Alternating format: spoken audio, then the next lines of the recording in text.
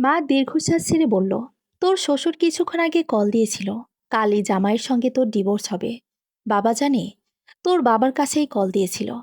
সবকিছু শুনে সেই থেকেই বসে আছে। মন খারাপ করার কি দরকার মা? সুখের আশায় তো বিয়ে দিলে, সুখ কপালে নাই, তাই বিচ্ছেদ হয়ে যাবে। মেনে নিতে হবে মা। অবন্তী, বলো মা। তোর বাবা বারবার বলছে যে মেয়েটার জীবন নিজেদের হাতেই নষ্ট করলাম। ছি মা, এসব কী ধরনের কথা? আগামীকাল কি হবে আজ সেটা আমরা জানি না। সেই জন্যই পৃথিবী অনেক সুন্দর। মা আরও কিছুক্ষণ দাঁড়িয়ে রইল, তারপর মাথায় হাত বুলিয়ে চলে গেল। আমার বেশ ঠান্ডা লাগতে শুরু করেছে। আমি জানালা দিয়ে একটু সরে দাঁড়ালাম না। পরদিন আমি ও ছোট চাচা মিলে উপজেলা কাজী অফিসে গেলাম। আমার শ্বশুর ও স্বামী দুজনেই এসেছে। সবকিছু বন্দোবস্ত করা ছিল। একটা সিগনেচার দিলাম। সঙ্গে সঙ্গেই 7 মাসের সংসার সমাপ্তি হলো। বাড়িতে ফিরে জানতে পারলাম বাবা সকাল থেকে অসুস্থ হয়ে গেছে। অধিক শোকে নিজেকে তিনি অপরাধী ভেবে অসুস্থ হয়ে গেলেন। বাবার সেই অসুস্থতা আর সুস্থ হলো না। সেদিন রাতেই বাবা স্ট্রোক করলেন। 15 দিনের মধ্যে বাবার চিকিৎসার জন্য প্রায় 2 লাখ টাকা শেষ হয়ে গেল। বাবার সারা জীবনের সঞ্চয় এই টাকা ছিল। না না, ভুল কথা। আমার বিয়ের সময় তিনি 1.5 লাখ টাকা খরচ করেছিলেন। আরও 15 দিন পেরিয়ে গেল, সংসার যেন প্রায় অচল হয়ে গেল। এত বড় সংসার, তার উপর বাবা অসুস্থ। মা রাত দিন কান্না করেন।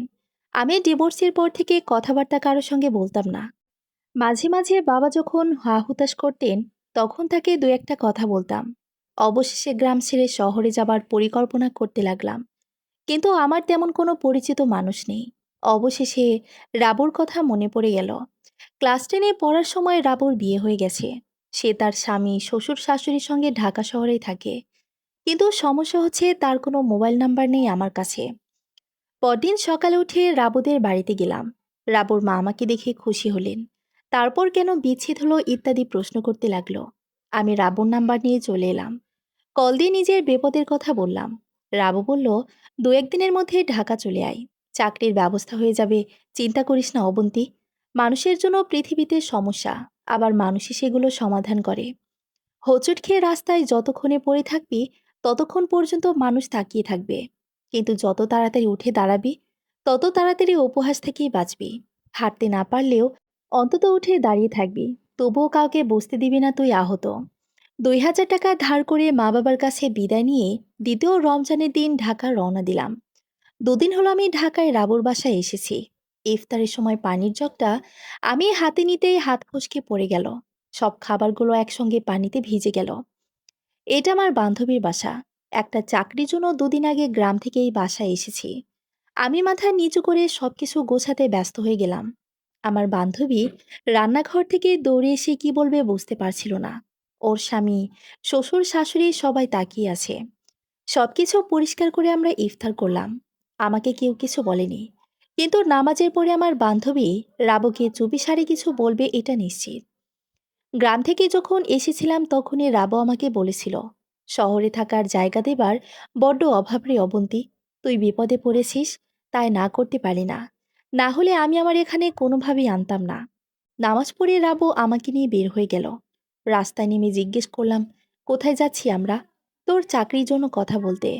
কিন্তু এই রাতের বেলা কেন? এখন কি কোনো অফিস খোলা পাওয়া যাবে নাকি? তোকে টগর ভাইয়ের কাছে নিয়ে যাব। টগরকে? এত প্রশ্ন করিস কেন অবন্তী? যার সঙ্গে দেখা করতে যাচ্ছি তার সম্পর্কে কিছু জিজ্ঞেস করতে পারবো না? টগর ভাই আমার পরিচিত, খুব ভালো মানুষ। তাকে বলে যে কোনো একটা ব্যবস্থা করতে পারবেন। তিনি কি চাকরি করে নাকি বিজনেস, কি করে জানি না। তবে চাকরি জোগাড় করা তার কাছে খুব সহজ ব্যাপার। গুন্ডা নাকি? রাবু আমার এই প্রশ্নের জবাব দিল না। চুপচাপ রিকশার মধ্যে বসে রইল। আমাদের 2 বান্ধবীকে নিয়ে রিকশায় এগিয়ে যেতে লাগলো। লোকটাকে দেখে আমার মেজাজ খারাপ হয়ে গেল। দেখতে ভালো হলেও চেহারার মধ্যে একটা বখাটে ছেলেদের ছাপ স্পষ্ট বোঝা যায়। এরকম একটা লোকের কাছে এখন চাকরির জন্য কথা বলতে হবে। চাকরিটা খুব দরকার আমার। কিন্তু তাই বলে এমন লোকের কাছে অনুরোধ করব? নাম কি তোমার? রাবু বলল, তোকে জিজ্ঞেস করেছে। আশ্চর্য, ছেলেটা আমাকে তুমি করে বলছে কেন? সামান্য ভদ্রতা বজায় রেখে মানুষ আপনি করে তো বলতে পারে। আমার প্রচুর রাগ উঠে গেল। তবুও নিজেকে সামলে নিয়ে বললাম, অবন্তী, চাকরির বাজার আজকাল খুব খারাপ। মনে হয় ঈদের আগে কোনো ব্যবস্থা হবে না। রাবু বলল, অনেক বিপদে পড়েছে টগর ভাই। ওর বাবা হঠাৎ করে অসুস্থ হয়ে গেছে। ওরা 4 বোন। অবন্তী সবার বড়, তাই ওর কাঁধে দায়িত্ব। একটা কিছু ব্যবস্থা করতে হবে, না হলে সম্পূর্ণ পরিবার কষ্টে থাকবে। কী ধরনের চাকরি দরকার? আমি বললাম, যে কোনো চাকরি হলেই চলবে। রান্না করতে পারো? পারি। আমার পরিচিত এক বড় ভাইয়ের বাসায় দুবেলা রান্না করার জন্য এক রাঁধুনি দরকার। তুমি কি চাকরিটা করতে পারবে? রাগে আর মাথা খারাপ করে দিল। আমি তাকে বললাম, মেয়েদের দেখলে কি ফাজলামো করতে ইচ্ছে করে সব সময়? তুমি তো বললে যে কোনো চাকরি হলেই চলবে, তাই এরকম অফার দিলাম। রাবু বলল, করোনার জন্য অনার্স শেষ হয়নি। অবন্তী খুব ভালো ছাত্রী টগর ভাই। আপনি যে কোনো একটা অফিসে ওর চাকরির ব্যবস্থা করে দেন। ঠিক আছে, কালকে সকালে উঠে এখানে তাকে পাঠিয়ে দিও। তোমার বান্ধবী, তাই কিছু একটা তো করা দরকার। কিন্তু যে রাগ দেখাচ্ছে, সেরকম রাগ মেয়েদের পক্ষে ঠিক না। কিছু মনে করবেন না টগর ভাই। ঠিক আছে, এখন যাও তাহলে। আর আবারও বলছি, মেয়ে মানুষেরা তো রাগ ঠিক না। কেমন যেন প্রকৃতির বিরুদ্ধে বিরুদ্ধে মনে হয়। এতক্ষণ রেল লাইনের পাশে দাঁড়িয়ে দাঁড়িয়ে কথা বলছিলাম। আমি আর রাবু হাঁটা শুরু করলাম।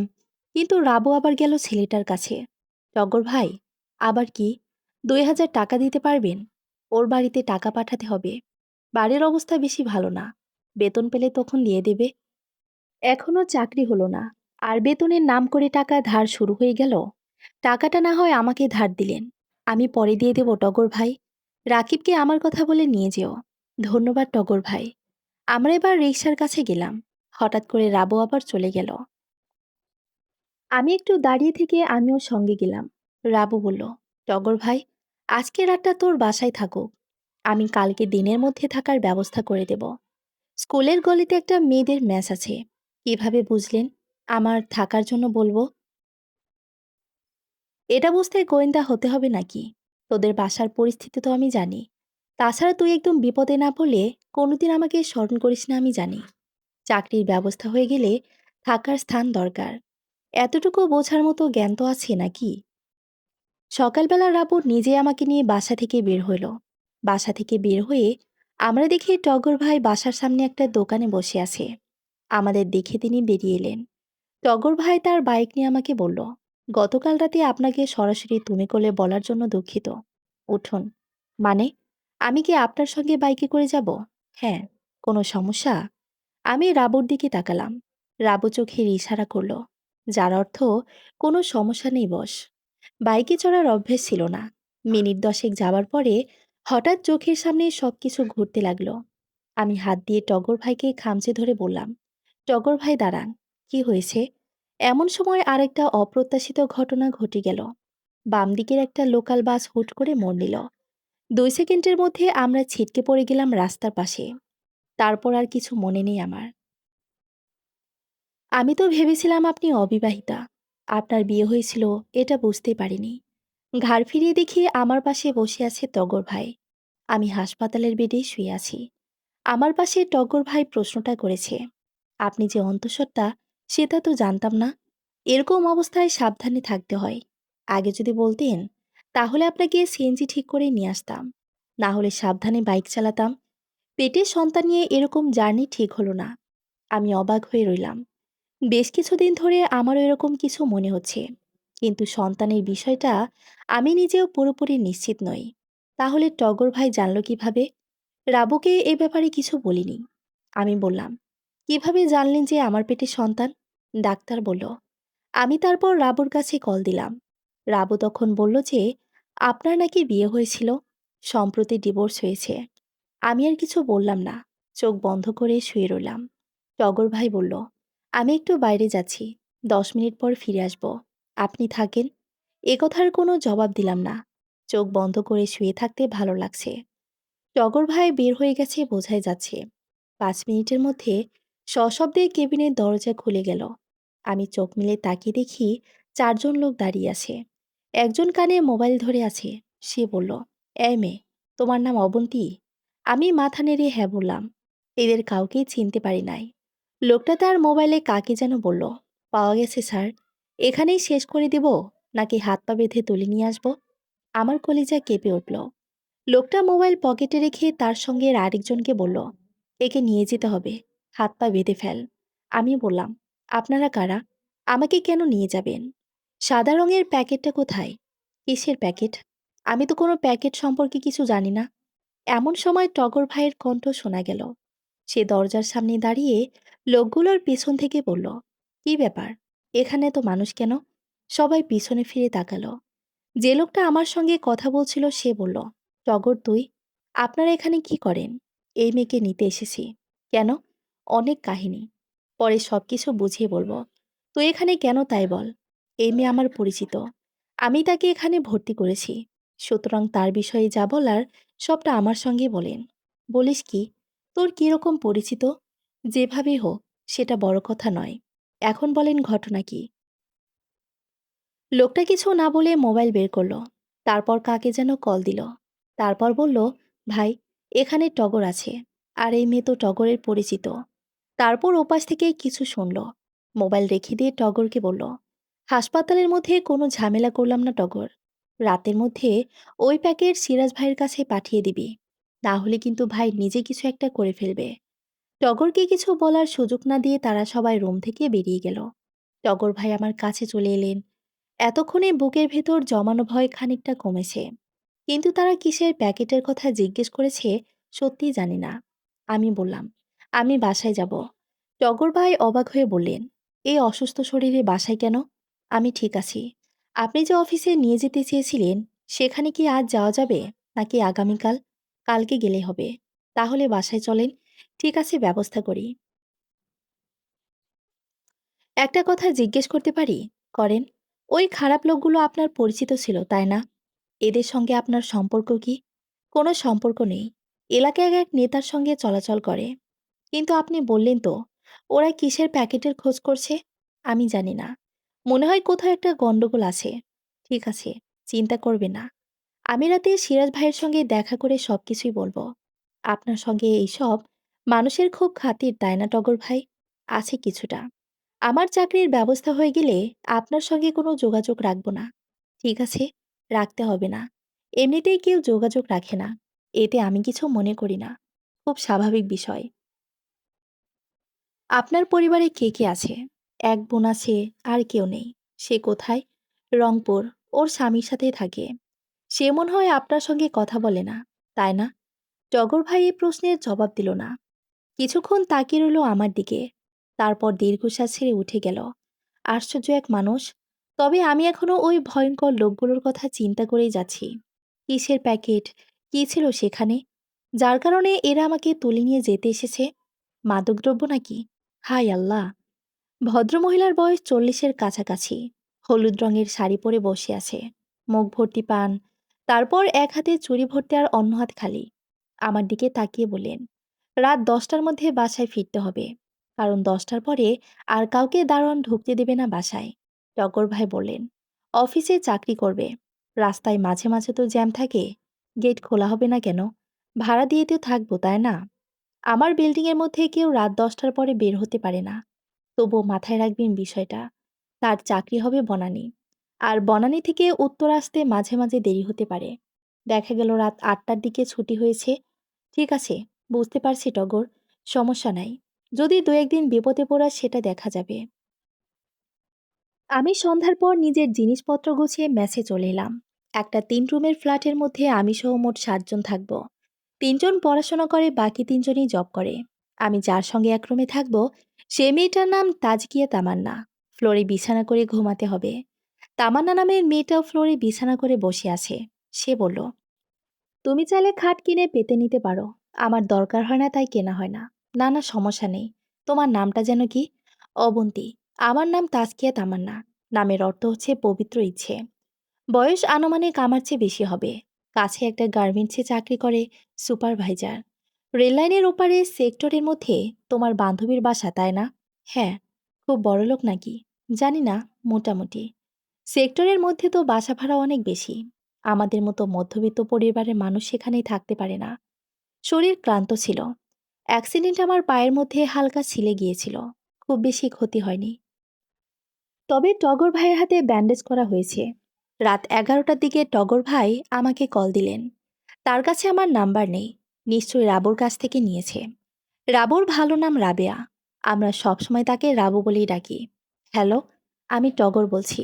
বলেন, আপনি সেদিন গ্রাম থেকে আসার সময় বাসের মধ্যে আপনার পাশের সিটে কি একজন মহিলা বসেছিল? আমি খানিকটা অবাক হয়ে গেলাম। তারপর নিজের কৌতূহল লুকিয়ে বললাম, হ্যাঁ, সেই মহিলা আপনার ব্যাগের ভিতর একটা সাদা প্যাকেট রেখেছিল। ওরা সেই প্যাকেট চাইছে। ওটা আপনি কোথায় রেখেছেন? আমি এবার আরো অবাক হলাম। আমি তো এসবের কিছু জানতাম না। তাছাড়া কিছুক্ষণ আগে সব বের করে গুছিয়ে রেখেছি। সেখানে কোনো সাদা প্যাকেট ছিল না। বললাম, টগর ভাই, আমি জানি না সেটা কোথায়। দয়া করে আমার কাছে সত্যিটা বলেন, না হলে খুব বিপদ হতে পারে। আশ্চর্য, আপনি আমার কথায় বিশ্বাস করছেন না কেন টগর ভাই? আমি ওটা দিয়ে কি করব? ঠিক আছে, সমস্যা নাই, আমি দেখি কি করা যায়। আমি না বলা পর্যন্ত আপনি বাসা থেকে বের হবেন না। টাকা পয়সা লাগলে রাবের কাছে বলবেন। আপাতত বাসায় থাকেন। চাকরি, বিষয়টা একটু সমাধান করি, তারপর আপনার চাকরির ব্যবস্থা করা হবে।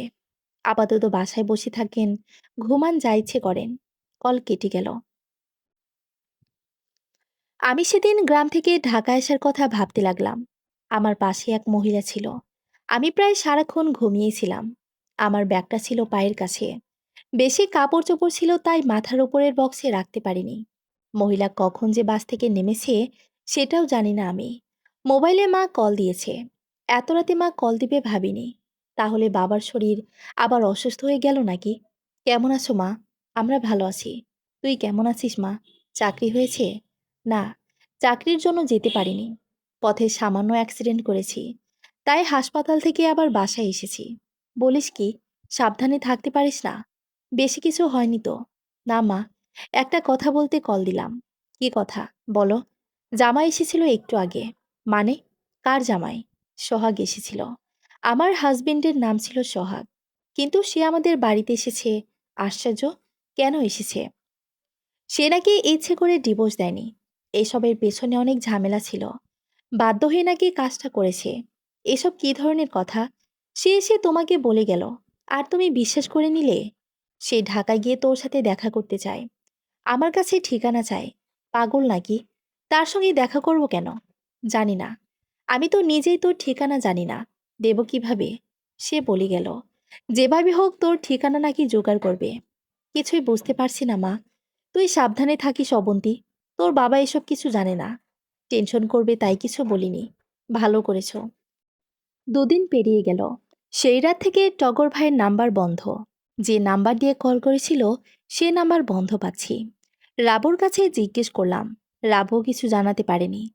তৃতীয় দিন একটা অপরিচিত নাম্বার দিয়ে কল এলো। আমি রিসিভ করে কথা বললাম। কে বলছেন? আমাকে আপনি চিনবেন না। আপনার ব্যাগ থেকে একটা সাদা প্যাকেট আমি বাসের ভিতরে বসে নিয়েছিলাম। ওটা আমার কাছে আছে। কে আপনি? তাছাড়া আপনি আমার ব্যাগের ভেতর থেকে কেন নিয়েছেন? আপনি কি জানেন ওই প্যাকেটের জন্য আমি কতটা বিপদে আছি? হ্যাঁ জানি। 20 লাখ টাকার মতো জিনিস যদি হাতছাড়া হয়ে যায়, তখন সেই জিনিসের মালিক সেটার জন্য মরিয়া হয়ে উঠবে। এটা স্বাভাবিক। কত টাকা? 20 লাখের বেশি হবে। এটা নিষিদ্ধ একটা ড্রাগসের প্যাকেট। যে মহিলা আপনার পাশে বসেছিল তিনি ঢাকায় নিয়ে যাচ্ছিল। তিনি আমার ব্যাগে কেন রাখলেন? আপনি যখন ঘুমিয়েছিলেন তখন মাঝপথে বাস পুলিশ চেকিং করে। পুলিশ দেখে আপনার পাশে বসা সেই মহিলা এগুলো আপনার ব্যাগে রেখেছিল। আপনার সিট ছিল D4 এবং আপনার পাশের মহিলা D3। আমি ছিলাম D2 সিটে। সত্যি বলতে আপনাকে আমি কাউন্টার থেকে ফলো করছিলাম। যখন কাউন্টারে বসে বাসের জন্য অপেক্ষা করছিলেন তখন আপনাকে দেখে ভালো লেগেছিল। বাসে উঠে যখন দেখলাম আপনার পাশাপাশি সিট পড়েছে তখন বেশ খুশি হলাম। কিন্তু আফসোস হলো, কারণ আরেকটু কাছে যদি বসতে পারতাম। তারপর কি হলো? আপনি ঘুমাচ্ছেন। আমি প্রায় সারাক্ষণ আপনার দিকেই তাকিয়েছিলাম। পুলিশ বাসে ওঠার পরে হঠাৎ দেখে মহিলা ঘাবড়ে গেলেন। তারপর তার নিজের ব্যাগ থেকে একটা প্যাকেট বাহির করেন। সেই প্যাকেট আপনার ব্যাগে রেখে দিয়ে সে চুপ করে বসে থাকে। কি বলছেন এসব? ঠিকই বলছি। পুলিশ কিন্তু আপনার ব্যাগ চেক করেনি। চেক করলে আপনি ফেঁসে যেতেন। তবে আমার একটা ভুল হয়ে গেছে। তখন যদি পুলিশের কাছে বলতাম তাহলে মহিলা ধরা পড়তো। করলে না কেন? আসলে মানুষের মাথায় সবসময় সব ধরনের বুদ্ধি কাজ করে না। সেই জন্যই প্রচলিত প্রবাদ আছে, চোর পালালে বুদ্ধি বাড়ে। আপনি কিভাবে নিলেন ব্যাগটা? একটা পেট্রোল পাম্পে গাড়ি দাঁড় করানো হয়েছিল, মনে আছে? আপনি সহ সেই মহিলা এবং আরো অনেকে বাস থেকে নেমেছেন। হ্যাঁ, ওয়াশরুমে গিয়েছিলাম। পাশের সেই মহিলা আমাকে ডেকে নিয়ে গিয়েছিল। আমিও নেমেছিলাম। কিন্তু যখন দেখলাম যে আপনারা নামছেন, তখন চট করে বাসে উঠি।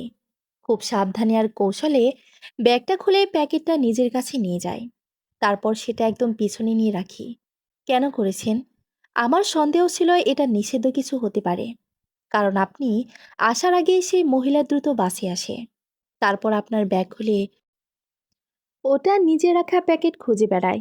কিন্তু তাকে হতাশ হতে হয়েছে, কারণ সেটা অলরেডি আমি সরিয়ে ফেলি।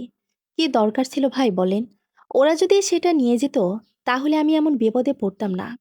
এভাবে বাসায় লুকিয়ে থাকতে হতো না। সব দোষ আপনার। আমি জানি। বাস থেকে নেমে আপনাকে আমি হারিয়ে ফেলি। প্যাকেটের ভেতরে ড্রাগসগুলো দেখে আর সেগুলোর দাম শুনে আমি রীতিমতো অবাক হলাম। তখনই বুঝতে পারি যে আপনার উপর বিপদ আসবে। আপনি আমার নাম্বার পেলেন কিভাবে? কাউন্টার থেকে। আমরা যেই বাস কাউন্টার থেকে উঠেছি, সেখানে আমার এক পরিচিত লোক আছে। তাকে বললাম, ডি4 সিটে যাত্রী নাম্বার জোগাড় করতে হবে। আমাদের ভ্রমণের তারিখ ও বাসের কোচ নাম্বার বললাম। আমার সেই পরিচিত ভাই আপনার নাম্বার ম্যানেজ করে দিয়েছে। আপনি দয়া করে ওদের জিনিস ফিরিয়ে দেন। তাহলে ওরা আমার পথ থেকে সরে যাবে। ওদের জন্য আমি চাকরি করতে পারি না। কি বলেন এসব? আমি তো তাদের পুলিশের কাছে ধরিয়ে দিতে চাই। আর সেজন্য সবচেয়ে বেশি সহযোগিতা করবেন আপনি। আমি? কিভাবে? ওরা আপনার ওপর নজর রাখবে। আর সেই সুযোগটা আমরা কাজে লাগাবো। তাদের ধরিয়ে দেবার সুযোগ পাবো। কিন্তু দেখুন, এরা খুব খারাপ একটা চক্র। এরকম অনেক ভালো মানুষ তারা ড্রাগসের মাধ্যমে শেষ করে দিচ্ছে। মারাত্মক বিষ ছড়িয়ে দিচ্ছে সমাজে। এদের আইনের হাতে তুলে দেওয়া আপনার আমার কর্তব্য। আপনি নিজে তো সবকিছুই করতে পারেন। আমি তো তাদের চিনি না। তারা তো আপনার সঙ্গে যোগাযোগ করে, কারণ তারা ভেবেছে আপনি সেগুলো সরিয়ে ফেলেছেন। এখন আমাকে কি করতে হবে? আপনি আপনার ঠিকানা দিন। আমি আপনার সঙ্গে দেখা করব। তারপর আমরা দুজন মিলে পুলিশের কাছে গিয়ে সবকিছু তাদের বলবো। তারপর তারাই বলে দিবে আমাদের কি করতে হবে। আপনাকে কেমন যেন সন্দেহ হচ্ছে। আপনি কি ওদের দলে কেউ? ঠিকানা বের করার জন্য বা আমাকে? টুট টুট টুট শব্দ করে কলটা কেটে গেল। আমি মোবাইলের স্ক্রিনে তাকিয়ে রইলাম। তারপর নিচ থেকে কল ব্যাক করলাম, কিন্তু নাম্বার বন্ধ। আশ্চর্য! মোবাইল বিছানে রেখে জানালা ধরে দাঁড়িয়ে রইলাম। আকাশে কিছু হালকা মেঘ জমেছে। তার ফাঁকে ফাঁকে সূর্য উঁকি দিচ্ছে। আমি আমার একটা হাত গ্রিলের সঙ্গে রাখলাম। বিপদ যেন আমার ছায়ার সঙ্গী হয়ে গেছে। অথচ বছর খানিক আগে আমার জীবন অন্যরকম ছিল। আমার এই ছোট্ট জীবনে কত বিচিত্র মানুষের সঙ্গে পরিচয় হয়ে গেল। টগর ভাইয়ের নাম্বার এখনো বন্ধ। রাবুর কাছে কল দিলাম। সে নাকি তার শাশুড়ির সঙ্গে কোথাও যেন গেছে। পরে কথা বলি বলে কল কেটে দিল। বিছানায় শুয়েছিলাম। তামান্নাপুর দুপুরের খাবার খেতে বাসায় এলেন। তামান্না আজকে রোজা রাখিনি। গতকাল রাতে আমাকে বলেছিল আমি অসুস্থ। কাল থেকে 4-5 দিন আর রোজা রাখা হবে না। একটা মেয়ে হিসেবে আমি যে এটা জানি, তাই আর কিছু বলিনি। আমি দরজা খুলে দিতেই তিনি আমার দিকে তাকিয়ে বললেন, কি ব্যাপার, কান্না করছো নাকি? বাড়ির কথা মনে পড়ছে? তাই মন খারাপ? চাকরির কিছু ব্যবস্থা হলো? প্রশ্ন করে তামান্না ওয়াশরুমে চলে গেল। তারপর বের হয়ে এসে খেতে বসে ভাতের থালা হাতে নিয়ে খেতে খেতে বলল, মাত্র 1 ঘন্টা সময় পাই অবন্তী। অফিস থেকে বাসায় আসতে 12-13 মিনিট হয়ে যায়। আবার বের হতে হবে 15 মিনিট আগে। তোমাদের অফিস থেকে দুপুরের খাবার খেতে দেয় না? আরে না, এপিজেটের মধ্যে হলে দেয়, কিন্তু আমরা যেখানে চাকরি করি সেখানে দেয় না। তাছাড়া এখন তো রমজান মাস, ছোট কোম্পানি তো, তাই কখনো খেতে দেয় না। কাজের কত চাপ, সারাক্ষণ একটু বসার সুযোগ পায় না। আমি সুপারভাইজার হবার আগে অপারেটর ছিলাম। তখন সারাদিন বসে বসেই কাজ করতাম। বিরক্ত হয়ে একটু দাঁড়ানোর সুযোগ খুঁজে বেড়াতাম। আর এখন সারাদিন লাইনের মধ্যে দৌড়াতে হয়। ইচ্ছে থাকলেও বসতে পারি না। খুব কষ্টের, তাই না? হ্যাঁ, তবে মাস শেষে বেতন পেলে মনটা ভালো হয়ে যায়। গ্রামের বাড়িতে টাকা পাঠিয়ে আনন্দে আনন্দে সপ্তাহখানেক কাটে। তারপর আবার সেই মাস শেষ হবার অপেক্ষা। আমাদের জীবন পেরিয়ে যায় মাস শেষ হবার অপেক্ষা করতে করতে। কিন্তু জীবন থেকে যে দিন দিন সময় কমে যাচ্ছে, সেই হিসাব করি না। তোমার বেতন কত? সব মিলিয়ে 16-17 হাজার পাই। স্টাফ তো। কতটুকু পড়াশোনা করছো? এসএসসি পাশ করে সে গার্মেন্টসে চাকরি নিয়েছিলাম। আমাকে একটা চাকরি দিতে পারবে? তুমি গার্মেন্টসে চাকরি করবা? এছাড়া আর কি করব? টগর ভাই কিছু ব্যবস্থা করে নাই। তার নাম্বার বন্ধ। কোনো যোগাযোগ নাই আমার সঙ্গে। একটা ছোট্ট ঝামেলা হয়ে গেছে। তাহলে তো চিন্তার বিষয়।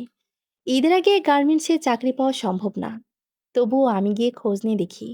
যদি হয় তাহলে তোমাকে নিয়ে যাব কালকে। খাবার শেষ করে তামান্না আয়নার সামনে গিয়ে কিছুক্ষণ দাঁড়িয়ে রইল। ঠোঁটে সামান্য লিপস্টিক লাগিয়ে ওড়না বাঁধল। তারপর রুম থেকে বের হবার সময় আমাকে বলল, একটা লোক তোমাকে খুঁজে বেড়াচ্ছে। ঘটনা কি বুঝতে পারছি না। কে সে? চিনি না। সকালে আমি বের হতেই একটা লোক আমাকে তোমার একটা ছবি দেখালো। তারপর জিজ্ঞেস করলো, এই মেয়েটা বিল্ডিং এর কত তলায় থাকে জানেন? আমি তোমার ছবি দেখে অবাক হয়ে গেলাম। বললাম, না জানি না। কিরকম ছবি? আমার ছবি তারা পাবে কোথায়? তা তো জানি না। তোমার সঙ্গে আরেকটা ছেলে ছিল। তোমার পরনে লাল একটা থ্রি পিস, আর সঙ্গে ছেলেটার পরনে সাদা টি শার্ট। তাহলে মনে হয় আমার স্বামী। আর আমার ছবি ছিল ওটা। তোমার বিয়ে হয়েছে? হ্যাঁ। বলো কি? জানতাম না তো। আচ্ছা, দেরি হয়ে যাচ্ছে। এখন যাই তাহলে। বাসায় ফিরে সবকিছু শুনবো। তুমি বাসা থেকে বের হইও না। আর ওরা মনে হয় দারোয়ানের কাছে কিছু জিজ্ঞেস করে নাই। কারণ দারোয়ান তাহলে সন্দেহ করবে। আর ওরা সবসময় ঘুরঘুর করতে পারবে না। তামান্না চলে গেল। আমাদের পাশের রুমে যে দুটো মেয়ে ছিল তারা বাসায় আসে। এদের নাম জানি, কিন্তু ভালো করে পরিচয় হয়নি এখনো। আমি তামান্নাপুর কথা ভাবতে লাগলাম। সোহাগের সঙ্গে তোলা আমার ছবি রাস্তার এক লোক কিভাবে পাবে? তাহলে কি সোহাগ নিজে দিয়ে এসেছে এই ছবি? কিন্তু সোহাগকে পাবে কোথায় এরা? সকাল থেকে হালকা পেটে ব্যথা ছিল। দুপুরের পর থেকে সেটা আস্তে আস্তে বাড়তে লাগলো। 4:30টার দিকে হঠাৎ অনুভব করলাম আমার ব্লাডিং হচ্ছে। সেদিন টগর ভাইয়ের যখন ডাক্তার বলেছিলেন আমি প্রেগনেন্ট, তখন বাসায় ফিরে আমি অনেক ভেবেছিলাম। আমার ডিভোর্স হয়ে গেছে মাসখানেক আগে। আর ডিভোর্সের 2 মাস আগে থেকে স্বামীর সাথে এক বিছানায় থাকা হয়নি আমার। সব মিলিয়ে 3 মাস। তবে আমার স্পষ্ট মনে আছে, সেই যেবার আমার পিরিয়ড হয়েছে তারপর থেকে আর সোহাগের সঙ্গে ছিলাম না। তাহলে আমার গর্ভের সন্তান কিভাবে আসবে? এসব জটিলতা খোলাসা করার জন্য আবারও ভালো করে ডাক্তারের কাছে পরীক্ষা করতে চেয়েছিলাম। কিন্তু পরিস্থিতি জটিল হবার কারণে নিজের শারীরিক সমস্যাটা গোপনে রইল। পেটে ব্যথা নিয়ে শুয়েছিলাম। একটু পরপর খুব মারাত্মকভাবে ব্যথা অনুভব করছি। রাবুর কাছে আরেকবার কল দিলাম, রিসিভ করে নাই। মিনিট 10 পরে আমার মোবাইলে কল এলো। ভেবেছিলাম রাবু হয়তো কল ব্যাক করেছে, কিন্তু মোবাইল হাতে নিয়ে দেখি সোহাগ কল দিয়েছে। একবার ভাবলাম রিসিভ করব না, কিন্তু হঠাৎ মনে হলো ছবিটার কথা জিজ্ঞেস করা দরকার। হ্যালো অবন্তী, আমি সোহাগ। চিনতে পেরেছি। হঠাৎ কি মনে করে? আমি তো ঢাকায় এসেছি। ঢাকায়? কিন্তু কেন? তোমার সঙ্গে দেখা করতে চাই। তুমি যে বাসায় থাকো আমি সেই বাসার নিচে রাস্তায় দাঁড়িয়ে আছি। তুমি একটু নিচে আসবে? আমার বাসার ঠিকানা তুমি কোথায় পেলে? মন দিয়ে খুঁজলে সবকিছু পাওয়া যায়। তুমি কি একটু নিচে আসবে? তোমার সঙ্গে 10 মিনিট কথা বলতে চাই। আজ আমার শরীরটা ভালো না। তাছাড়া তুমি কেন আমার সঙ্গে কথা বলতে এসেছো? তোমার সঙ্গে তো আমার বলার কিছুই নেই।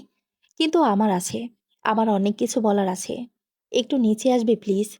তুমি কি তোমার আমার ছবি কাউকে দিয়েছো? মানে, কাকে ছবি দেব? সত্যি করে বলো। তোমার আর আমার একসঙ্গে তোলা ছবি কাউকে দিয়েছো কিনা? না তো। ঠিক আছে, ফোন রাখছি। নিচে কখন আসবে? যাব না। আমি তো অপেক্ষা করছি। আমি কি অপেক্ষা করতে বলেছি? এত রেগে আছো কেন? তুমি তো এরকম ছিলে না অবন্তী। আমি কল কেটে দিলাম।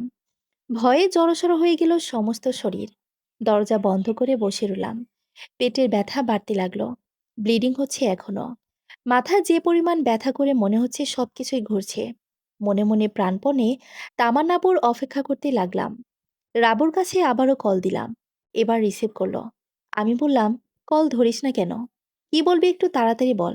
শাশুড়ি আছে। তিনি আমাকে তোর সাথে কথা বলতে নিষেধ করেছে। বাসায় গতকাল থেকে অনেক ঝামেলা হয়েছে রে। কিসের ঝামেলা? তেমন কিছু না। তুই চিন্তা করিস না। টগর ভাই সব ঠিক করে দেবে। আপাতত নিশ্চিন্তে থাক। আমার প্রচুর ব্লিডিং হচ্ছে রাবু। পেটের যন্ত্রণায় মনে হচ্ছে মরে যাব। টগর ভাইয়ের নাম্বার তো বন্ধ। তাহলে কিভাবে যোগাযোগ করব? আচ্ছা, আমাকে ডাকছে। তোকে আমি কিছুক্ষণ পর ছাদে গিয়ে কল দেব। আমাকে কিছু বলার সুযোগ দিল না। 5:30টার দিকে তামান্নাপু এলো। ফ্রেশ হয়ে রুমে এসে বলল, ওই লোকটা এখনো আছে, গলির মধ্যে হাঁটছে আর কেমন ড্যান করছে। ঘটনা কি অবন্তী? আমি তামান্নাপুর কাছে সবকিছু বললাম। সব শুনে তিনি স্তব্ধ হয়ে বসে রইলেন। তুমি তো ভালোই বিপদে পড়েছ। জানি না এরকম কেন হচ্ছে আমার সাথে। আমি কি এমন করেছি যার কারণে দোষ না করে মরতে যাচ্ছি? মরবি কেন? ছি ছি। তবে আমার মনে হয় এই মুহূর্তে আমাদের পুলিশের সাহায্য নেওয়া দরকার, অথবা কোনো গোয়েন্দা। কিন্তু কিভাবে? আর পুলিশের কাছে কিভাবে কি করব? এখানে তো কোনো প্রমাণ নেই যেগুলো দিয়ে কারো বিরুদ্ধে মামলা করব। এখানে সবাই অপরিচিত। কাকে দোষ দেব? তাহলে গোয়েন্দার সাহায্য নিতে হবে। কোথায় পাবো? আচ্ছা, তুমি চিন্তা করো না। আমি আমার এক বন্ধুকে কল দিয়ে জিজ্ঞেস করি। তামান্নাপু কাকে যেন কল দিলেন। তারপর একটা ইমেইল ঠিকানা লিখে দিলেন। আমার কাছে ঠিকানাটা দিয়ে বললেন, এই ঘটনার সঙ্গে যা কিছু আছে সবটা লিখে এই ঠিকানায় ইমেল করে পাঠিয়ে দাও। গোয়েন্দা সাজু ভাইয়ের ইমেল এটা। তিনি যদি ঢাকায় থাকেন তাহলে অবশ্যই তোমার সাহায্য করবেন। যদি ঢাকার বাইরে হয় তাহলে তিনি চলে আসবে। আমার বন্ধু তো বলল যে সাজু ভাই সবসময় চেষ্টা করে বিপদে পড়া নিরাপদ মানুষকে রক্ষা করতে। তারপর থেকে আমি পেটে ব্যথা নিয়ে লিখতে শুরু করি। যেহেতু আমার সাবেক হাজবেন্ড এই ঘটনার সঙ্গে জড়িত বলে মনে হচ্ছে, তাই আমার ডিভোর্সের শুরু থেকে আপনাকে লিখে দিলাম। আপনার কাছে আমার অনুরোধ, আমাকে সাহায্য করুন। আর কিছু জানতে হলে আমার নাম্বারে কল দিতে পারেন। আমি আপনার সাহায্যের জন্য অপেক্ষা করছি। বিনীত অনুরোধে, নুসাইবা জান্নাত অবন্তী। তারাবি নামাজ পড়ে বের হয়ে মোবাইল হাতে নিয়ে ডাটা চালু করে ইমেল নোটিফিকেশন পায় সাজু ভাই। উত্তরার 7 নম্বর সেক্টর পার্কের পাশের মসজিদ থেকে নামাজ পড়ে বের হয়েছে। সাজুর সঙ্গে রয়েছে কিবরিয়া। সাজুভাই যখন খুলনা পলিটেকনিক ইনস্টিটিউটে পড়াশোনা করত, তখন কিবরিয়া ছিল তাদের সঙ্গে। খুব ভালো বন্ধু না হলেও বন্ধু হিসেবে পরিচিত। এতক্ষণ ধরে কিবরিয়া ইমেল পড়ছিল আর সাজু তার পাশে বসে বসেই শুনছিল। তারা এখন আছে 7 নম্বর সেক্টরের 19 নম্বর রোডে। কিবরিয়া বলল, বেশ জটিল মনে হচ্ছে সাজু। তোমার কাছে জটিল মনে হয়, কিন্তু আমার কাছে তো শুধু একটা বিষয় খটকা আছে। তাছাড়া আর কোনো সমস্যা নেই। কিরকম? অবন্তীর বর্ণনা অনুযায়ী টগর সম্ভবত সেই চক্রের হাতে বন্দি আছে। কিন্তু টগরকে বন্দি করে রেখে তারা কি করবে সেটা একটু খটকা। এছাড়া আর সব পরিষ্কার। হ্যাঁ। বিশ্বাস হচ্ছে না, তাই না? না। কারণ অবন্তীর সাবেক স্বামী কিভাবে তার বর্তমান ঠিকানা পেয়ে গেল? জানতে হলে রাস্তার 6 নম্বর ওপারে সেক্টরের মধ্যেই যেতে হবে, অবন্তীর বান্ধবীর বাসায়। রাত 10টা বেজে গেছে। সমস্যা নেই, চলো গিয়ে দেখি কি অবস্থা। আরেকটা প্রশ্ন আছে। কি? তামান্না নামের মেয়েটার কাছে যে লোকটা ছবি দেখিয়ে জিজ্ঞেস করেছে, তিনিই মনে হয় অবন্তীর স্বামী ছিলেন, তাই না? হা হা। মাথা মোটা নাকি তুমি? কেন? তামান্নাকে যে ছবি দেখানো হয়েছে সেখানে তার স্বামীর ছবি ছিল। তাহলে সেই লোকটা যদি তার স্বামী হয়ে থাকে, তবে ছবির লোকটা আর সেই জিজ্ঞেস করার লোকটা একই ব্যক্তি, তাই না? হ্যাঁ। তো যদি অবন্তীর স্বামী হতেন, তাহলে তামান্না তো বুঝতে পারতেন ছবির লোকটা আর জিজ্ঞেস করার লোকটা এক। আর সেটা অবন্তীকে বলতো। হুম, বুঝলাম। অবন্তীর নাম্বারে কল দাও কিবরিয়া। কিবরিয়া কল দিল। অবন্তী রিসিভ করার সময় সাজুর কাছে মোবাইল দিয়ে দিল সে। হ্যালো, অবন্তী বলছেন? জি। আপনি কি সাজু ভাই? কিভাবে বুঝলেন? অনুমান করে। আমার মনে হচ্ছিল আপনি কল দিবেন। সত্যি বলতে, আমি আপনার কলের জন্যই অপেক্ষা করছি। আপনার বান্ধবীর রাবুর বাসার ঠিকানাটা দিতে হবে। আমি তার সঙ্গে কথা বলতে চাই। ভাইয়া ওর বাসায় একটু ঝামেলা হচ্ছে, তাই আমি আর একে এসবের মধ্যে জড়াতে চাই না। কিন্তু আমার তো দরকার আছে। সোহেল সাহেব মানে আপনার সাবেক হাজবেন্ডের সন্ধান ওই অপরাধী চক্র কিভাবে পেয়েছে জানেন? কিভাবে? আপনার বান্ধবীর মাধ্যমে। কিন্তু সোহাগের ঠিকানায় নিয়ে তাকে এসবের মধ্যে কেন জড়ানো হবে? কারণ আপনার দুর্বলতা ছিল তার প্রতি। সেজন্য তাকে ব্যবহার করা হচ্ছে। আমি আপনাকে পরে সবকিছু বুঝিয়ে বলবো। এখন ঠিকানা দেন। অবন্তী ঠিকানা দিয়ে দিল। সাজু ভাই বললেন, আপনার পেটে ব্যথা কমেছে? একটু কমেছে। বাসের ভিতরে বসে কথিত যে লোকটা আপনার ব্যাগ থেকে ড্রাগস নিয়ে গেছে, সেই লোকটার নাম্বারও আমাকে দিয়ে দেন। ফোন পকেটে রেখে বাইক নিয়ে রওনা দিল সাজু ভাই ও কিবরিয়া। রাতের স্নিগ্ধ বাতাস আর ব্যস্ত শহরের রাস্তা দিয়ে এগিয়ে যাচ্ছে দুজন। কিবরিয়া বলল, আমার কাছে বেড়াতে এসেও তুমি নতুন কাজে জড়িয়ে গেলে, তাই না বন্ধু? হ্যাঁ, কাকতালীয়।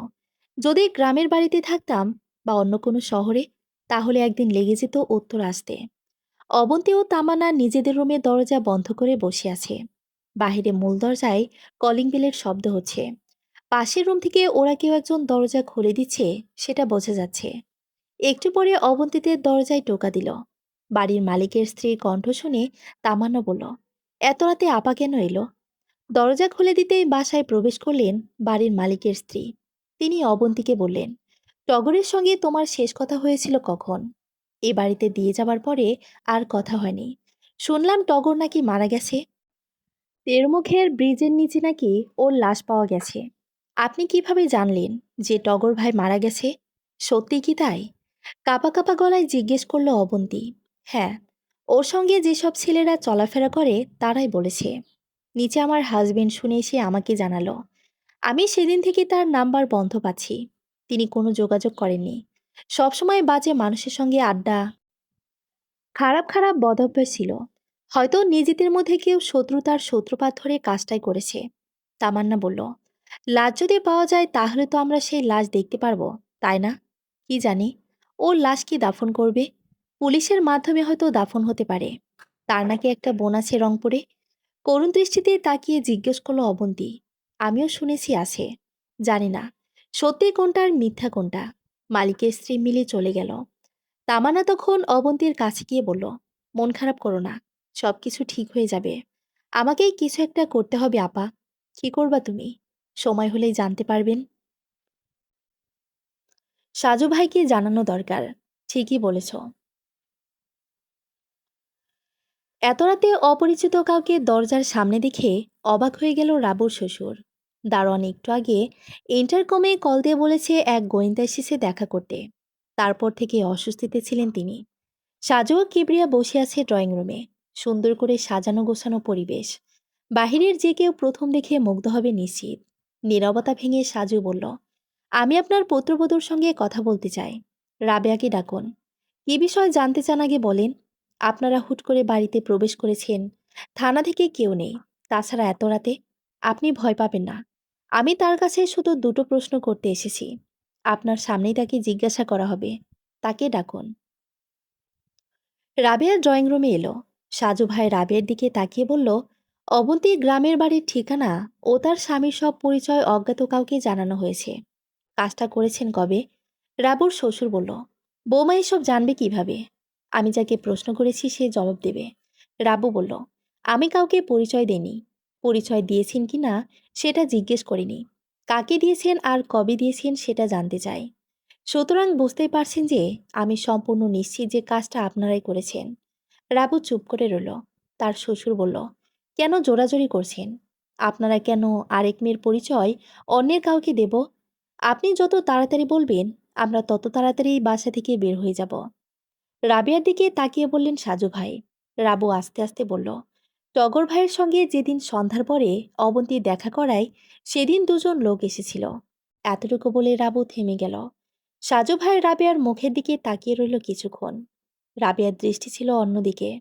সাজু সেদিকে তাকিয়ে দেখল রাবেয়ার শাশুড়ি রুমের দরজা ধরে দাঁড়িয়ে আছে। মাথা নেড়ে ইশারা দিয়ে তিনি রাবেয়াকে কথা বলতে নিষেধ করতেছেন। সাজু সেদিকে তাকানোর সঙ্গে সঙ্গেই ভদ্রমহিলা ভেতরে চলে গেল। সাজু মুচকে এসে বলল, সবটা না শুনে আমি যাব না রাবেয়া।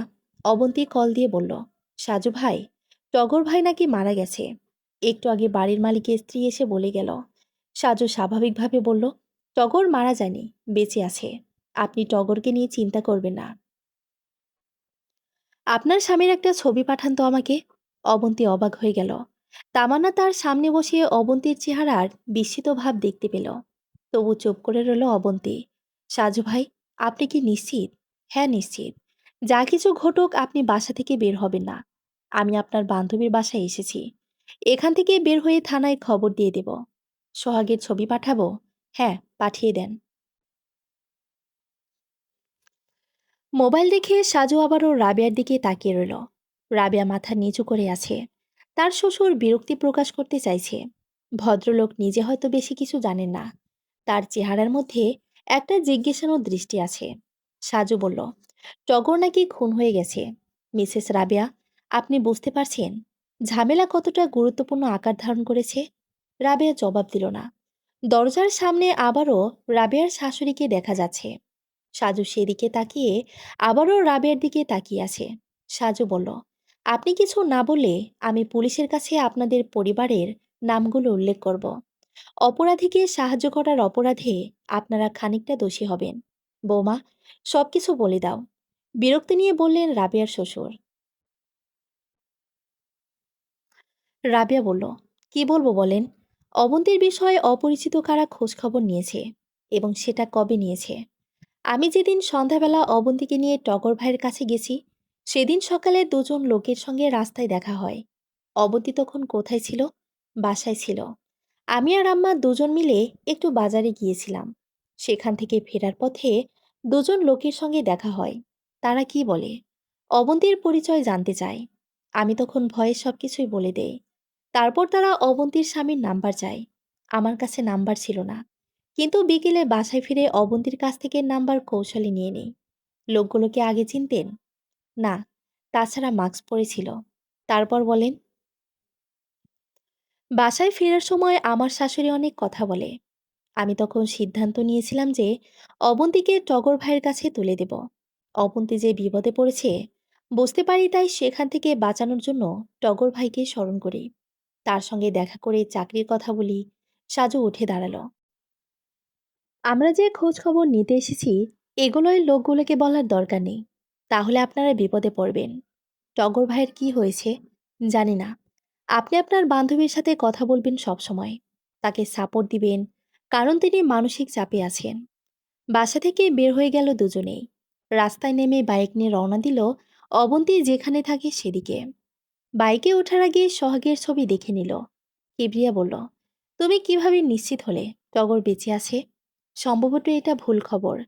টগরকে তারা কিছুই করবে না, বন্ধু। কারণ টগরকে খুন করলে বিপদ আরও বাড়বে। কিন্তু কেন? এখানে খুব বেশি টাকার বিষয় নয়, তাই এদের দলটা হবে ছোট। ছোট দল হলেও এরা খুবই সতর্ক এবং বুদ্ধিমানও তো বটে। এখন যদি টগরকে খুন করে, তাহলে পুলিশ সেটা তদন্ত করবে। আর তদন্ত শুরু হলে এদের বিপদ আরও বাড়বে, এবং অবন্তি চলে যাবে পুলিশ হেফাজতে। সাজুর মোবাইল আবারও রিং হচ্ছে। কিবরিয়া মোবাইল রিসিভ করে সাজুর কানের কাছে ধরল। সাজু সেভাবেই কথা বলতে লাগলো। আসসালামু আলাইকুম। ওয়ালাইকুম আসসালাম। কেমন আছেন সাজু ভাই? শরীর সুস্থ তো? কণ্ঠটা পরিচিত মনে হচ্ছে, কিন্তু বাইক চলছে তাই ঠিক বুঝতে পারল না সাজু। সে বলল, ভালো আছি। কিন্তু কে আপনি? চিনতে পারছেন না আমাকে? ভালো করে স্মরণ করার চেষ্টা করেন, ঠিকই চিনতে পারবেন। সাজু ভাই, আমি জানি আপনি চিনতে পারবেন, কারণ আপনি বুদ্ধিমান। আমাকে না চেনার কোনো কারণ তো নেই সাজু ভাই। কলটা কেটে গেল। বাইক দাঁড় করালো সাজু। কিবরিয়া বলল, কি হয়েছে? কে কল দিয়েছে? সাজু সেই প্রশ্নের জবাব না দিয়ে বিড়বিড় করে বলল, রবিউল ইসলাম। সোহাগ যে লোকটার সঙ্গে দাঁড়িয়ে আছে, তিনি সোহাগের ওপর প্রচুর বিরক্ত। দুপুর থেকে আধা ঘন্টা পর পর শুধু চা খাচ্ছে সোহাগ। দাঁড়িয়ে দাঁড়িয়ে অপেক্ষা করছে, আর কিছুক্ষণ পর পর শুধু বলে, ভাইজান চলেন, একটু চা খেয়ে আসি। আজকে দুপুর থেকে রাত পর্যন্ত যে পরিমাণ চা সোহাগ খেয়েছে, সেই পরিমাণ চা তার সঙ্গের লোকটা 2 বছরও খায়নি। সে মনে মনে তাদের দলের বসকে গালি দিচ্ছে। এই ধরনের লোকজন সচরাচর সবসময় মুখে গালি ব্যবহার করে, তবে সামনাসামনি গালি দিতে পারে না, কিন্তু মনে মনে ঠিকই দেয়। টগরের মৃত্যুর সংবাদ ইতিমধ্যেই ভালো কার্যক্রম শুরু করেছে। আশেপাশের মানুষের মুখে টুকটাক শুনতে পাওয়া যাচ্ছে টগরের কথা। একটু পর পর কল দিয়ে আপডেট জানাতে হচ্ছে তাকে। সোহাগ বলল, ভাই, আমি রাতে কোথায় ঘুমাবো? কোনো ঘুম নাই। সারাদিন পেরিয়ে গেল, নিজের বউকে বাসা থেকে বের করতে পারলেন না। ঘুমের কথা চিন্তা করেন কিভাবে? ঠিকমতো না ঘুমালে আমার শরীর অসুস্থ হয়ে যায়, তখন তো হাসপাতালে ভর্তি হতে হবে। আর আপনি যাকে আমার স্ত্রী বলছেন, সে আমার স্ত্রী আগে ছিল, এখন নাই। আমাদের তালাক হয়ে গেছে, ডিভোর্স। মহা ঝামেলা হয়ে গেল। সোহাগকে নিয়ে চিন্তিত হয়ে গেল তার সঙ্গী। সঙ্গের লোকটার দিকে তাকিয়ে সে বলল, আপনার সঙ্গে 12 ঘন্টা ধরে আছি, এখনো আপনার নাম জানি না। নাম কি ভাই? জালাল। জালাল ভাই, আমার ভাত খেতে ইচ্ছে করছে, পেটে খুব ক্ষুধা লেগেছে, একটু ব্যবস্থা হবে? জালাল আবারও বিরক্ত হয়ে গেল। সে রাস্তার পাশে দাঁড়িয়ে বিল্ডিংয়ের দিকে তাকিয়ে রইল। সোহাগের কথা সে শুনতে পায়নি, এরকম একটা অভিনয় করার প্রাণপণ চেষ্টা করলো। সাজুর মোবাইলে অবন্তীর নাম্বার দিয়ে কল এসেছে। কল করেছে তামান্না। সাজু ভাই কথা বলার আগেই তামান্না বলল, সাজু ভাই, আমি তামান্না, অবন্তীর রুমমেট। আপনি এখন কোথায় আছেন? আমরা আপনাদের বাসার কাছাকাছি। ওপাশ থেকে আর কোনো কথা শোনা গেল না। মনে হচ্ছে কল না কেটেই মোবাইল রেখে ব্যস্ত হয়ে গেছে। সাজু মনোযোগ দিয়ে শোনার জন্য কান সজাগ করে নিল। অস্পষ্ট উচ্চারণে অবন্তীর গঙ্গানির শব্দ শোনা যাচ্ছে। অবন্তীর কান্নাজড়িত কণ্ঠে বলছে, আপু, আমি বাঁচতে চাই। আমার পরিবার আমি না থাকলে সবার কি অবস্থা হবে? মা বাবা সবাই না খেয়ে মারা যাবে আপু। অবন্তীকে হাসপাতালে ভর্তি করা হয়েছে। পেটের যন্ত্রণা সহ্য করতে না পেরে সে আবারও অজ্ঞান হয়ে গেছে। সাজু আর কিবরিয়া দুজন মিলে ওদের বাসার সামনে গিয়ে তামান্নার কাছেই জানতে পারে। তারপর হাসপাতালে নেবার ব্যবস্থা করেন সাজু। তামান্না নিজেও এসেছে। তার সঙ্গে তাদের ফ্ল্যাটের আরেকটা মেয়ে আছে। একটু আগে অবন্তীর জ্ঞান ফিরেছে। সাজু তার সঙ্গে কথা বলতে যাবে, কিন্তু তার আগে তামান্না নামের এই মেয়েটাকে বাসায় পাঠানো উচিত।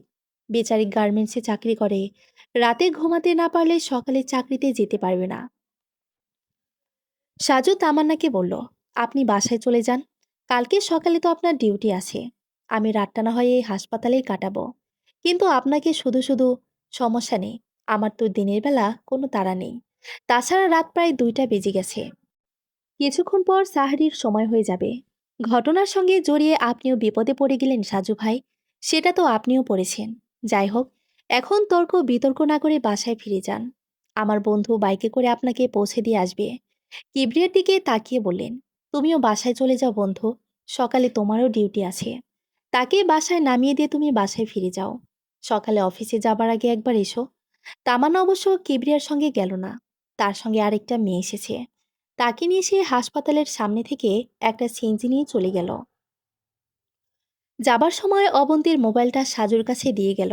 তারা সবাই চলে যাবার পরে সাজু ভাই অবন্তীর কাছে গেলেন। বড় ডাক্তার আগামীকাল সকালে আসবে। জরুরি বিভাগ থেকে আপাতত চিকিৎসা চলছে। সাজুকে দেখে অবাক হয়ে তাকিয়ে রইল অবন্তী। সাজুর সঙ্গে এটাই তার প্রথম দেখা। কেমন আছেন? পেটে ব্যথা করছে খুব? রাতটা পার হলে ব্যবস্থা করা হবে। একটু সহ্য করুন। কিছু খাবেন? না, খাবো না। ডাক্তার সন্দেহ করছেন পেটের মধ্যে সম্ভবত ছোট টিউমার সৃষ্টি হয়েছে। রক্ত জমাট বেঁধে এটা নাকি হয়ে থাকে। আমার পরিচিত এক বন্ধুর স্ত্রীর এরকম হয়েছিল। তিনি কি বেঁচে আছেন? হ্যাঁ, একটা অপারেশন করতে হয়েছে। সম্ভবত আপনাকেও করতে হবে। বলেন কি? কত টাকা লাগবে? জানি না।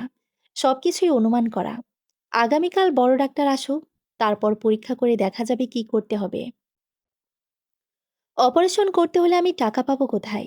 আমার গ্রামের বাড়ি থেকে বাবারও ক্ষমতা নেই টাকা দেবার। অবন্তী কাঁদতে লাগলো। নিজের মনে বলতে লাগলো নানান কথা। সে সুযোগ চায়। নিজেকে প্রতিষ্ঠিত করার জন্য এসেছে ঢাকা শহরে। পেটে ব্যথা অনেকদিন ধরেছিল, কিন্তু কখনো এরকম কিছু সন্দেহ করেনি। শহরে এসে একটার পর একটা বিপদ তাকে ঘরে ধরেছে। সাজু বলল, যদি অপারেশন করতে হয় চিন্তা করবেন না। আল্লাহ যে কোনো একটা ব্যবস্থা করে দেবেন। সাজুর ধারণা সত্যি ছিল। টগরকে তারা মারেনি। গোদাম ঘরের মতো একটা আবদ্ধ ঘরের টগরকে রাখা হয়েছে। সেদিন রাতে টগর যখন তাদের সঙ্গে দেখা করতে আসে, তখন সামান্য বিতর্ক সৃষ্টি হয়। সিরাজ নামের সে ভদ্রলোকের কথা হাসপাতালে বলেছিল। সে লোক মূলত এলাকার মোটামুটি এক নেতা। টুকটাক দলীয় জোটের সঙ্গে জড়িত আছে। নিজের হাতে কিছু ছেলেরা আছে। তাদের নিয়ে এলাকার মধ্যে মোটামুটি ক্ষমতা দেখিয়ে বেড়ায়। টগর যখন দেখা করতে আসে তখন তিনি ছিলেন চায়ের দোকানে। টগর আসার পরে তাকে নিয়ে চলে আসেন পুরনো এই বাড়ির মধ্যে। তারপর সেখানে সে প্রথমে সিরাজ বলে, দে প্যাকেট। প্যাকেট ওই মেয়ের কাছে নাই ভাই। মিথ্যা কথা। যাকে দিয়ে মাল আনাইছিস সে নিজের হাতে ওই ব্যাগে রাখছে। কিন্তু ভাই, আমি ভালো করে জিজ্ঞেস করলাম যে এসব কিছু জানে না। মিথ্যা বলে মিথ্যা। তুই যেভাবে পারিস তার কাছ থেকে ওটা আমার কাছে এনে দিবি। না হলে কিন্তু ওই মেয়েকে আমি শেষ করে দেব। ভালো। আমি যতটুকু জানি ততটুকুই বলছি। গরিব মেয়ে, চাকরির জন্য শহরে এসেছে। এমন এই 2 নাম্বারি মালপত্র সরানোর মতো মানসিকতা তার মধ্যে নাই। তুই আমাকে জ্ঞান দিস? ওখানে সব মিলিয়ে 20 লাখ টাকার বেশি মালামাল আছে। বলেন কি ভাই? এত টাকা? না হলে কি আমি শুধু শুধু মরিয়া হয়ে আছি? কিন্তু ভাই, তার কাছে নাই। বুঝতে পারছি। মেয়েটাকেই তুলে আনতে হবে। তখন আমার সামনে তাকে জিজ্ঞেস করবি। না, তাকে এখানে আনবেন না সিরাজ ভাই। তাহলে কিন্তু আপনাকে যে সম্মান করি সে সম্মান আর করব না। ব্যাস, এতটুকু যথেষ্ট। টগরকে তাই হাত পা বেঁধে আটকে রাখা হয়েছে, এছাড়া গতি নেই। আজ প্রায় 3 দিন ধরে টগর এখানে বন্দী। সাহারির সময় হয়ে গেছে, অবন্তী ঘুমাচ্ছে। সাজু সাহারি খাবার জন্য নিচে নামলো। হাসপাতালে ঢোকার সময় সামনে একটা রেস্টুরেন্ট দেখে এসেছে। ভালো কিছু খাবার পাওয়া গেলেই তো ভালো, না হলে রাস্তার পাশে চায়ের দোকান নিশ্চয়ই খোলা আছে, কারণ এটা ঢাকা শহর। রেস্টুরেন্টে বসে সাজু ভাত পার্সেল করে নিল। অবন্তী একা একা আছে, তাই এখানে বসে খাবার খেয়ে সময় নষ্ট করা যাবে না। খাবার নিয়ে বিল দিয়ে বের হবার সময় সোহাগের সঙ্গে দেখা। সাজু যেহেতু তার ছবি দেখেছে, তখন সঙ্গে সঙ্গেই চিনতে পারল। সাজু থমকে গিয়ে বলল, আপনার নাম কি সোহাগ? হ্যাঁ। কিন্তু কে আপনি? সর্বনাশ। সাজু দ্রুত হাসপাতালে চলে গেল। সোহাগ যেহেতু আছে, সুতরাং সেই সাথে সঙ্গে আরো লোকজন আছে। সাজু অবশ্য ভালো করে দেখে এসেছে অবন্তীর কেবিনের খানিকটা সামনে সিসি ক্যামেরা আছে। কেবিনের সামনে এসে সাজু দেখে দরজা খোলা। যাবার সময় সে দরজা বন্ধ করে গেছে। দরজা দিয়ে ভেতরে তাকিয়ে দেখে ভেতরে বেডের উপর কেউ নেই, শূন্য বিছানা পড়ে আছে। কিছু কিছু সময় আমরা মানুষেও মানুষ চিনতে পারি না। মানুষ চেনা খুব কঠিন। সাজু কেবিনের ভেতর গেল। একটু পরে অবন্তী ওয়াশরুম থেকে বের হয়ে এলো। সাজু তার দিকে তাকিয়ে বলল, আপনি ঠিক আছেন তো? হ্যাঁ, ঠিক আছি। সাজু বাইরে বের হলো। হাসপাতালের সিঁড়ি দিয়ে নিচে নেমে আসে ডাক্তারি পোশাক পরা কজন পুলিশ ও দুজন আসামি।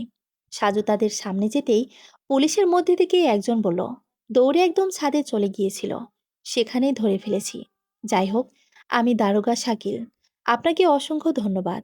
সঠিক সময়ে সঠিক কাজটা করেছেন। একটু পরে নিচ থেকে উঠে এলো কিবরিয়া এবং আরো দুজন পুলিশ। তাদের সঙ্গে সোহাগ। সোহেল চুপচাপ মাথা নিচু করে দাঁড়িয়ে আছে। কেবিনের দরজা ধরে নিঃশব্দে দাঁড়িয়ে আছে অবন্তী। আপনি এদের থানায় নিয়ে যান, আমি একটু পর আসছি। আর দুজন লোক দিয়ে যান, রাত শেষ হওয়া পর্যন্ত এখানেই থাকবে। দারোগা শাকিল দুজন পুলিশকে রেখে বাকিদের নিয়ে চলে গেল। সাজু ও কিবরিয়া অবন্তীর কাছে এসে বসল। অবন্তী বলল, কিভাবে কি হয়ে গেল বলেন তো? সাজু বলল, তামান্নার কিবরিয়ার সঙ্গে যখন কথা বলছিলাম, আমি তখনই সোহাগকে দেখতে পাই। তার সঙ্গে আরো দুজন লোক ছিল। সোহাগের ছবি দেখেছি, তাই চিনতে অসুবিধে ছিল না। কিন্তু সে হয়তো ভাবিনি আমি চিনতে পারবো। তারপর নিজে থেকে বুদ্ধি করে হাসপাতাল খালি করার কাজটা করলাম। কিবরিয়া ও তামান্নাকে চলে যেতে বললাম। তখন ওরা বুঝতে পেরেছে হাসপাতালে আমি ছাড়া আর কেউ নেই। সুতরাং আমাকে তারা চোখে চোখে রাখবে, এটাই ছিল স্বাভাবিক ব্যাপার।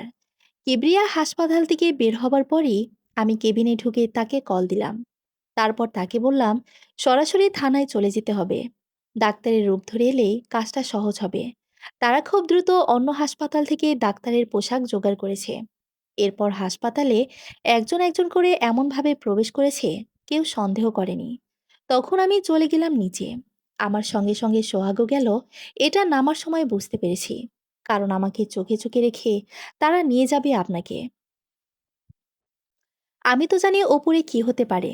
তারপর রেস্টুরেন্ট থেকে বের হয়ে যখন সোহাগকে দেখতে পাই, ততক্ষণে এরা সবাই ছাদে চলে গিয়েছে। কারণ রাস্তায় দাঁড়িয়ে ছাদের উপর লোকজন দেখা যাচ্ছিল। আর সেজন্যই আমি দ্রুত কেবিনে আসি, কারণ এখানে অন্য কিছু যেন না হয়ে যায়। অবশেষে এদের ধরা হয়েছে, কিন্তু এখনো আসল যারা তাদের ধরা বাকি। তাছাড়া টগরকেও উদ্ধার করতে হবে। সিরাজ নামের যে নেতার কথা টগর বলেছিল, তাকে ধরতে হবে। সমস্যা হচ্ছে সাক্ষী। এত কিছু হয়ে গেছে, কিন্তু এদের বিরুদ্ধে মামলা করার মতো কিছুই নেই। যে ড্রাগসের জন্য এত কাহিনী, সেগুলো রয়েছে আরেকজনের হাতে।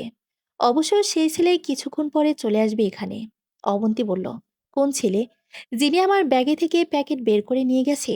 হ্যাঁ, উনি ঘন্টাখানেক আগে কল দিয়েছিল। আপনার সঙ্গে বিকেলে কথা বলার সময় নাকি মোবাইল বন্ধ হয়ে গিয়েছিল। তার সঙ্গে আমার কথা হয়েছে, তিনি এখানেই আসবেন। সাজু আর কিবরিয়া দুজন মিলে সাহারি শেষ করে নিল।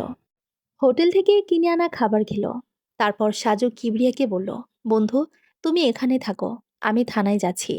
ওদের কাছ থেকে আগে স্বীকারোক্তি নিতে হবে, তারপর ওদের নিয়ে বাকিদের ধরতে হবে।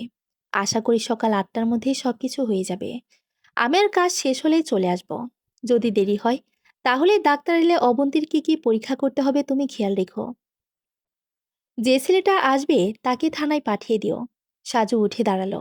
অবন্তী বলল, আমাকে সাহায্য করার জন্য ধন্যবাদ। আরেকটা প্রশ্ন করি? করেন। সেদিন হাসপাতালে যে ৪ জন আপনাকে তুলে আনতে চেয়েছিল, সেই ৪ জনের মধ্যে কেউ কি এই ২ জনের মধ্যে ছিল? হ্যাঁ, এরা ২ জনই ছিল সেদিন। ঠিক আছে? সাবধানে থাকবেন। থানায় এসে দারোগা সাহেব ও সাজু ভাই একসঙ্গে বসে ওদের ৩ জনকে প্রশ্ন করলেন। সচরাচর এরা স্বীকার করবে না, এটাই ধারণা ছিল। কিন্তু একজন চুপ করে থাকলেও আরেকজন সবকিছু বলে দিলেন। দুজনকে আলাদা করে জিজ্ঞেস করা হয়েছে। সুতরাং দুজনেই ভাবছে সে হয়তো বলে দিয়েছে। অবন্তীর স্বামী সোহাগ কাছে বেচারা কিছু টাকার লোভে এসেছিল। রাবেয়ার কাছ থেকে নাম্বার নিয়ে এরা সোহাগের সঙ্গে যোগাযোগ করে। নিজের সাবেক স্ত্রীর কাছ থেকে একটা গোপন প্যাকেট বের করে দিলে ৫০,০০০ টাকা পাওয়া যাবে। সোহাগের ধারণা ছিল এটা কোনো ব্যাপার হবে না, কারণ অবন্তী তাকে ভালোবাসে। তাই দুর্বলতার সুযোগ নিয়ে কাজটা করার জন্য রাজি হয়ে যায়। তারপর অবন্তীর বাড়িতে যায় এবং অবশেষে ঢাকায় আসে। কৌশলে মিথ্যে কথা বলে তবুও কাজ হলো না।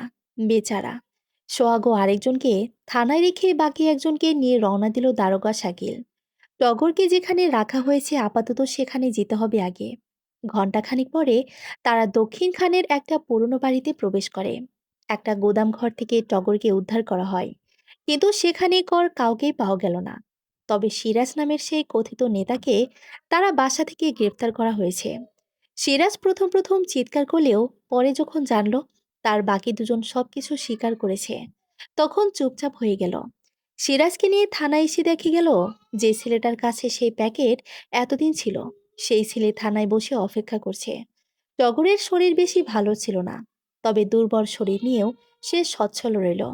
সকাল ৯টার দিকে টগরকে নিয়ে সাজুভাই হাসপাতালে গেল। অবন্তীর সঙ্গে কিছুক্ষণ কথা হলো। তারপর কিবরিয়া বলল, একটা ছেলে এসেছিল, তোমার জন্য একটা গিফট রেখে গেছে। সাজু খানিকটা অবাক হয়ে গেল, কারণ গিফট বক্সের মধ্যে একটা গোলাপি রঙের চাদর। সাজু সেই চাদরের ভাঁজ খুলে দেখল এক পৃষ্ঠার লম্বা একটা চিঠি, কম্পিউটার টাইপ করার মতো সুন্দর ঝকঝকে হাতের লেখা। সাজু আরো একবার মুখ ফুটে বলল, রবিউল। সাজু ভাই, আসসালামু আলাইকুম। কেমন আছেন? অবাক হবেন না সাজু ভাই, আশ্চর্যজনক দুটো কথা বলার জন্য এই চিরকুট। যদিও এত বড় কখনো চিরকুট হয় না, যেটা হয় সেটা চিঠি। আপনি তো জানেন পুলিশের হাত থেকে আমি পালিয়েছি ৮ মাস আগে। পালানোর কোনো ইচ্ছে ছিল না, কিন্তু দুটো কারণে আমি শেষ মুহূর্তে ইচ্ছে করেই পালিয়েছি। এক, সাবরিনা আফরোজ। গাজীপুরে যে হাসপাতালটা আমি করেছি, সেই হাসপাতালের সবকিছু সাবরিনা দেখাশোনা করত। মানে যাবতীয় লেনদেন সবকিছু তার কাছে ছিল। সাবরিনা বেইমানি করেছে। শত্রুর ভয়ে কিংবা লোভে পড়ে সে আমার হাসপাতালের সব টাকা খালি করে দিয়েছে। আমার স্বপ্নের হসপিটাল এখন শূন্য। সাজু ভাই, বেইমান কখনো ছাড় দিতে নেই। বিশ্বাসঘাতকতা করা মানুষকে আমি কখনো ক্ষমা করি না। আমার হসপিটালের অত্যাধুনিক প্রযুক্তির সকল যন্ত্রপাতি সাবরিনা বিক্রি করে দিয়েছে। পৃথিবীর যে প্রান্তে থাকুক, তাকে আমি বের করবই সাজু ভাই। ২, লতা চৌধুরী। বড্ড অদ্ভুত দুনিয়া সাজু ভাই, যে লতা চৌধুরীর জন্য আমি এত কিছু করলাম। আপনাকেও কত পরিশ্রম করতে হলো সেই সময়, অথচ আমি কোনোভাবেই বুঝতে পারিনি এসবের পেছনে লতা চৌধুরীর বিশাল মাস্টার প্ল্যান রয়েছে। যদি সেটা জানতে পারতাম, তাহলে ওর স্বামীর মতো ওকেও ট্রেনে শেষ করতাম। আফসোস হচ্ছে সাজু ভাই, আর সেজন্যই জেলের মধ্যে মৃত্যুর জন্য অপেক্ষা করতে পারিনি। এই দুজনের শেষ মুহূর্ত ঘনিয়ে এসেছে। লতা চৌধুরীর অনেক বড় একটা প্ল্যান আছে, কিন্তু সেটা কি আমি নিজেও জানি না। আপনার কাছ থেকে আমার কিছু সাহায্যের দরকার হবে, সেই জন্যই আপনাকে স্মরণ করলাম। ঠিক সময় মতো আপনার সঙ্গে যোগাযোগ করব। সাহায্য করবেন কিনা জানি না, তবে আমি চাইব বাকিটা আপনার বিবেচনা। আমার উদ্দেশ্য আপনি ঠিকই বুঝতে পারবেন, কারণ আমি জানি আপনি বুদ্ধিমান। খারাপ হবার পরে আমি আপনার মতো কাউকে সম্মান করিনি। আল্লাহ হাফিজ। ইতি, রাফসান মাহমুদ, রবিউল ইসলাম। ৮ দিন পর মহাখালীর টার্মিনালের বাসের জন্য অপেক্ষা করছে অবন্তী। সে গ্রামের বাড়িতে যাচ্ছে। তার সঙ্গে যাচ্ছে টগর। অবন্তী এখন সুস্থ, অপারেশন করা হয়েছে। যাবতীয় খবর সাজু দিয়েছে। কদিন ধরে সাজুর মনোযোগ অন্যদিকে। সে রবিউলের বিষয় নিয়েই ভাবছে। লতা চৌধুরীর এতদিনে নিশ্চয়ই বাচ্চা হয়েছে, কিন্তু সে মেয়েকে এমন করেছে যার জন্য রবিউল এরকম কিছু করতে পারে। রবিউল যখন পালিয়েছে সেই ঘটনাও পুরোপুরি সে জানে না। হাসান ভাই সবকিছু জানে, তাই তাকে জিজ্ঞেস করা দরকার। কিন্তু তিনি এখন ঢাকার বাইরে আছে। বাস চলছে। মাগরিবের পরে বাস ছেড়েছে। জানালার পাশে বসে অবন্তী বলল, এর আগে আমি আমার স্বামীর সাথে রাতে বাসে ভ্রমণ করেছিলাম। আমরা নদীতে ফেরি পারাপারের সময় মাঝরাতে দুজন মিলে আকাশের জ্যোৎস্না দেখেছি। সেদিন ছিল পূর্ণিমা। কি অপূর্ব দৃশ্য ছিল, সেটা আজও চোখে ভাসে। টগর বলল, আপনি আপনার স্বামীকে খুব ভালোবাসেন তাই না? অবন্তী জবাব দিল না। টগর চুপচাপ বসে রইল। আজ যদি পূর্ণিমা হতো তাহলে হয়তো তারা দুজন মিলেই দেখতে পারত। তখন হয়তো অনেকদিন পরে টগর বলতো, জানো অবন্তী, তোমার সঙ্গে কাটানো সব সময় সুন্দর মুহূর্ত ছিল একসঙ্গে বাড়িতে যাওয়া, কারণ সেদিন ছিল পূর্ণিমা।